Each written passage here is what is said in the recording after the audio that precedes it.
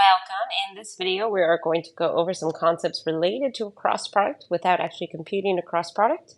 Here you're given vectors u and v, and let's answer these different questions. So the first is, in which plane do these vectors lie? As you can see, both of these have y value equal to 0, so that tells me they're in the xz plane. Now, where does u cross v point?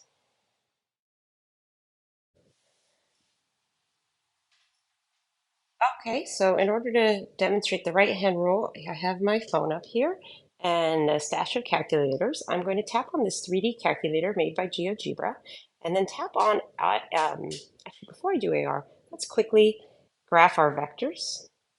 So I'm going to type in vector, and my first point is 0, 0, 0, the starting point, and the end point of this vector, as we saw, was 1, 0, 1. So there's that first vector. And let's do the second vector now. So I'm tapping ABC, typing in vector, and then 0, 0, 0. Oopsies, to start at the origin, I need that there. 0, 0, 0. I bet this is going to cause me a glitch if I don't delete that there. It's deleted. Now, comma, 1, 0, negative 1. So there's my other vector. Now I'm going to tap AR, and look at this. It will detect a surface and tap. Wonderful. So there is my vectors, or there are my vectors on the ground. And if I stand up and move around, look at this. Sorry, there's a cat toy hanging right there. My vectors are still visible. And so now let's take a look at the right-hand rule. So I'm going to point my fingers in the direction of the first vector and sweep in the direction of the second vector, and my thumb is pointing in the direction of the cross product. So U crossing with V is going to give me a vector that's along the y-axis here. Clearly then, u cross v points in the direction of the positive y-axis. Clearly then, v cross u has to point towards the negative y-axis. Now let's look for the magnitude of u cross v and v cross u. And again, we're not going to compute any cross products. We're going to use the fact that the magnitude of u cross v is equal to the magnitude of u times the magnitude of v times sine of the angle between these two vectors. And you may be wondering, well, what's the angle between these two vectors? A quick sketch will help. And when I say a quick sketch, I mean a 2D sketch here of the x, z plane. So vector u here, 1, 1, would go in this direction. So clearly this is 1 unit. Now this is vector u.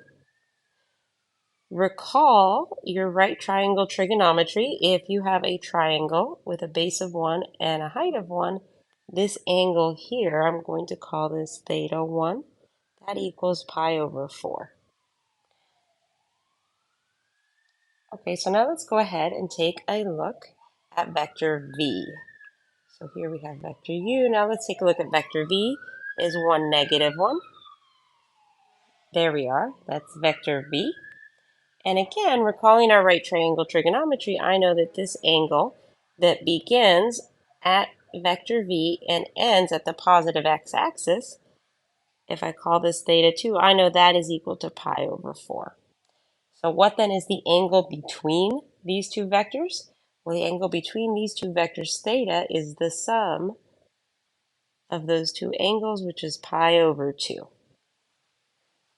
All right, so let's work out the magnitude of the cross product. So the magnitude of u is just the square root of 2. Since this is 1 squared plus 0 squared plus 1 squared is 2, and in the root we get a square root of 2. The magnitude of v similarly is the square root of 2. And then to that, we're going to multiply the sine of pi over 2, which is just 1. And this gives us 2. The magnitude is 2. And that's going to be the same magnitude for v cross u. And if you take a moment, if you want to verify this, compute this cross product. Compute u cross v, and you'll notice you end up with the vector just 2j. So that's 2 units in the direction of the y-axis, which in our diagram would be pointing out here towards us. So this dot here, imagine there's a vector pointing straight at you, which is why it looks like a dot. If this was angled at all, so if I had it drawn like this, y would be here. All right, so now let's sketch all vectors and cross products from parts A through C.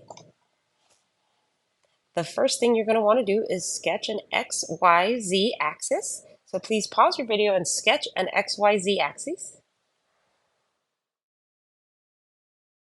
All right, there is my XYZ axis, and I'm using the precedent of GeoGebra, which is keeping the x-axis in red, the y-axis in green, and the z-axis in blue. And then unlike GeoGebra, which points the positive x-axis in this direction, I've rotated this. So this looks more like what you'll see in most textbook with y-axis and the z-axis almost looking like they're flat on the paper with the x-axis coming out at you in a slightly angled manner. Okay, so let's go ahead and sketch these vectors. Vector u, we're going to go out along the positive x-axis, 1 unit, 0 along the positive y-axis, and then 1 unit along the positive c-axis. So vector u is here.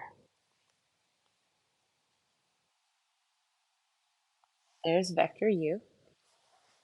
Now vector v is similar, except instead of going positive 1 on the z-axis, we go down negative 1. So that is, we go in this direction here. So here's vector v. And by the way, sometimes 2D sketches can be a little deceiving. If this was on technology and we rotated it, we'd see that these vectors have the same magnitude. Right now, it might look like their magnitude is not the same, but they do. Now, u cross v.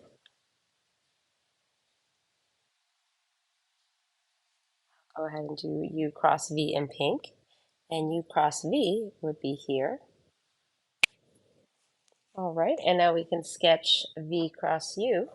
And I'll go ahead and do v cross u in brown, and that'll be in this direction. And v cross u is just 0, -2, 0. Now, I haven't computed these cross products, and we'll work on computing cross products as we go on. This is just getting some general ideas of where a cross product will point when applying the right-hand rule. Okay, keep calm and math on.